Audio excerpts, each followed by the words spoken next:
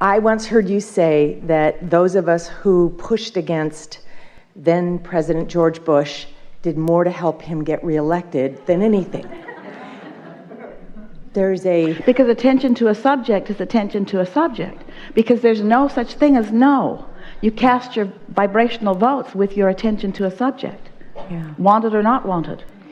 There is a candidate that people in both parties have some concerns about. And I'm wondering what we can do to affect a positive, cooperative... Well, there may not be enough time to go all the way back. Help. Because here you are, almost all, are at this point of making choices.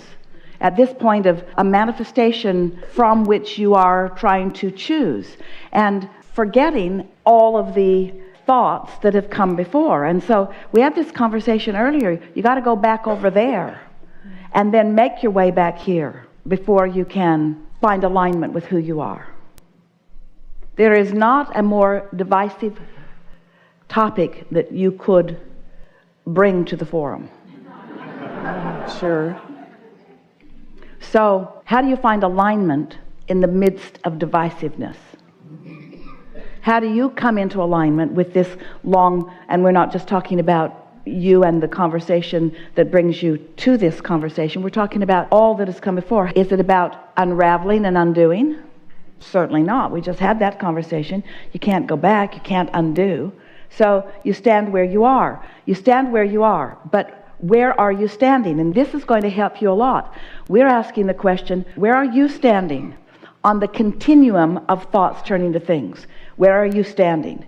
Are you standing in the observation and sorting and sifting into piles the rightness and wrongness and goodness and badness of individuals? Is this the mess you're trying to reconcile? Or are you standing with your source and all of the things that you've put into your vortex that are all a part of this election that you're talking about? In other words, what do you think that you as an individual, or even you as mass consciousness, which is nothing more than a collective consciousness of individual consciousness, what do you think that you have been putting into your vortex that has to do with this? What have you put there? What have you put there over time? A desire for cooperation? Long time ago? When you say a desire for cooperation, do you mean a desire for cooperation or a desire to stop the lack of cooperation?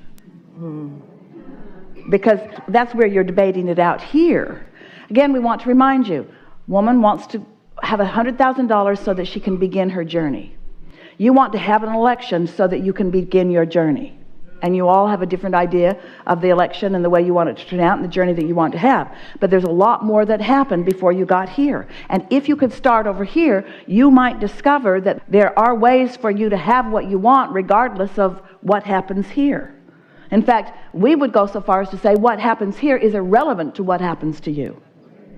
Has nothing to do with what happens to you unless you get all twirled up in it and use components of that as your excuse to shield yourself from the well-being that's flowing to you otherwise. So you write a letter to all your candidates. Dear candidate so-and-so, I've decided not to think about you anymore.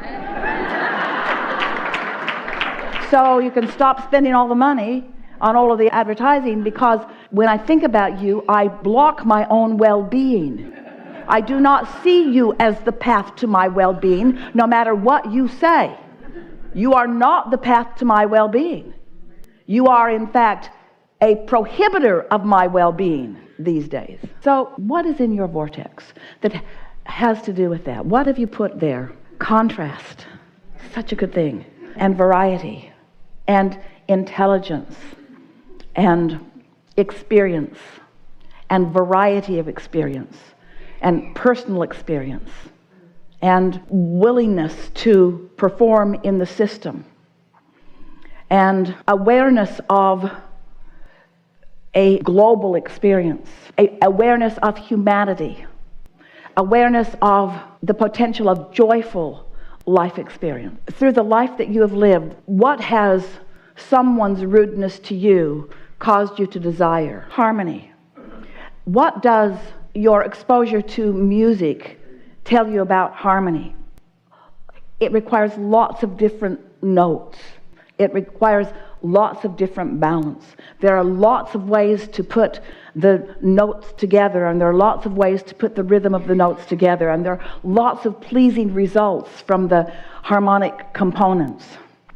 And some notes don't go together at all with other notes, but there are notes that every note goes together with, and there's the potential for pleasurable harmony with every note. What have you put into your vortex? Your desire for individual freedom, your desire to choose the way you feel, to choose the thoughts you think, to not be overpowered by the loudest or the boldest or the most prevalent, the ability to choose, the ability to decide, the ability to make your decisions about who you are, and then enlist the universal forces and energy that creates worlds in order to assist you. The recognition that no one holds the power or the key to your vortex, that only you do. What this has been for most of you is an exercise of disempowerment. It's been a squabbling of who will help you do the thing that they were never meant to do and never will be able to do. It's a turning over your ability to lead your own life to someone else who couldn't possibly lead your own life. You could sit with each one of them and have a full year with every one of them, and you could not effectively convey to them who you are or what you want or need from them. And even if you did, they could not give it to you no matter how hard they tried, because they cannot understand your perspective. That is not a gift that they have to give you. You see, you are looking for righteousness and goodness and truth and justice in all the wrong places.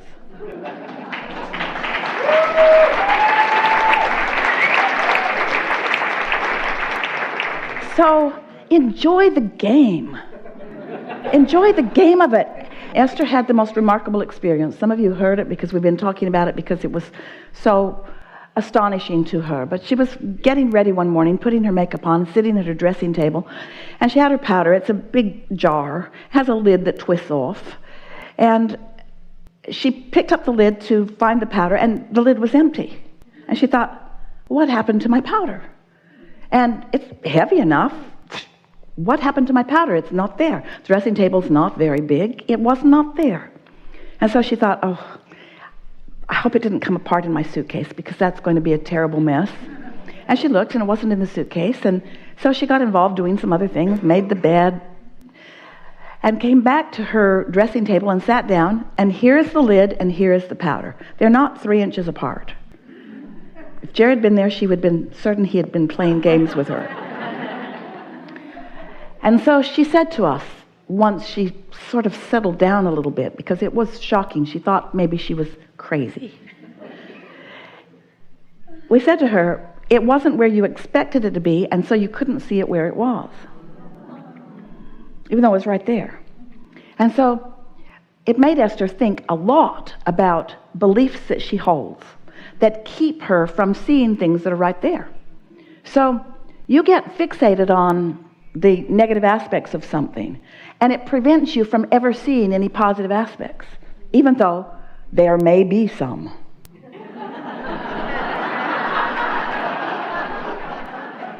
And so Esther decided to do something that she had decided not to ever do again. She decided to watch some of the political discussions to see if she could get past her own prejudices, to see if she could give anyone the benefit of the doubt enough to receive wisdom from someone that she had decided was not wise, to see if she could see past the decisions that she had already made. And she was so surprised, and won't even say it out loud to you, of the intelligence that she found in this one and this one and this one and this one and this one and this one and this one and this one. There were harmony points all over the place that you don't want to speak out loud in a political arena. Or maybe you do. Maybe you don't care.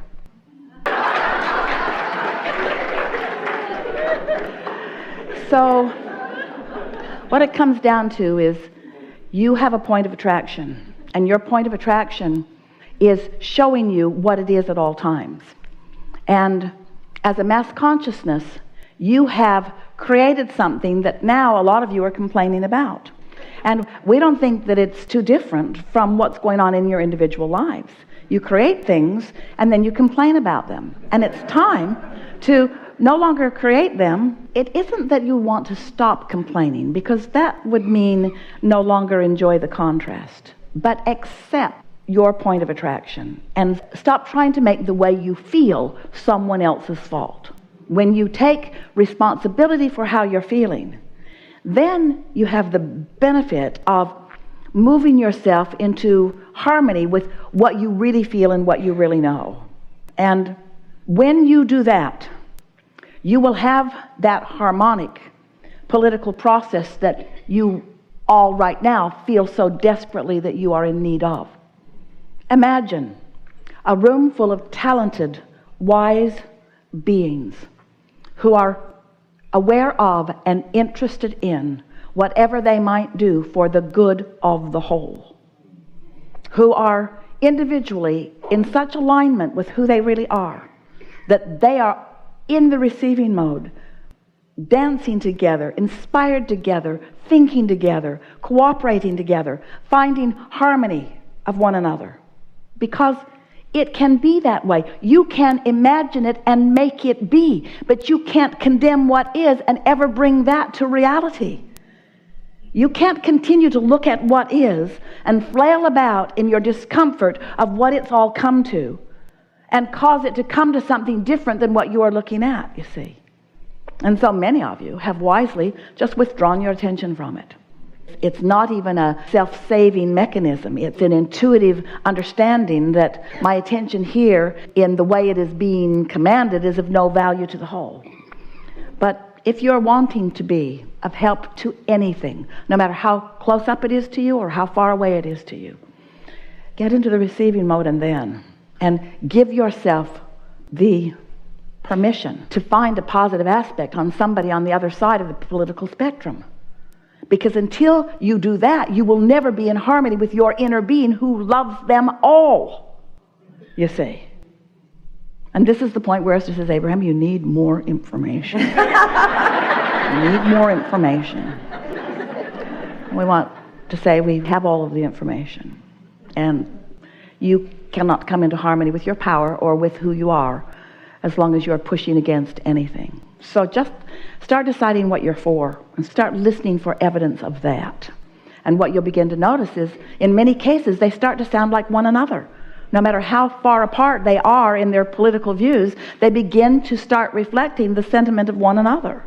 And that really is the wonderful thing that's going on in this particular time, is that so many have become aware of what isn't working, that there is a vortex so powerfully inflated with what is wanting that there is an acquiescing to that. So it's not about the will of the people. It's not about the vote of the people. It's about the vibrational balance of the people. It always has been. It'll feel like we're changing the subject, but we're not. But some years ago, Esther was watching something on television and railing against it. A system that she was feeling such injustice as she viewed it. And we said to her, do not rail against this system. This system has grown out of the vibration of the masses. It's a reflection of what's going on in the masses. And just because there's something that's a reflection of what's going on in the masses doesn't mean that it has to affect you unless you are one who always vibrates with the masses, you see. You have the ability to be an individual advocate of your own well-being and others. You do not have to look at what is and let what is be the only reason that you broadcast and then receive. Isn't that an interesting thing? A whole big bunch of you all twirled up in focusing on what you don't want and broadcasting so much about what you don't want that all you're getting is more of what you don't want. And it's just getting louder and louder and louder and louder and louder. What you don't want, what you don't want, what you don't want. And we say, you cannot get there. You cannot get to where you want to be from there.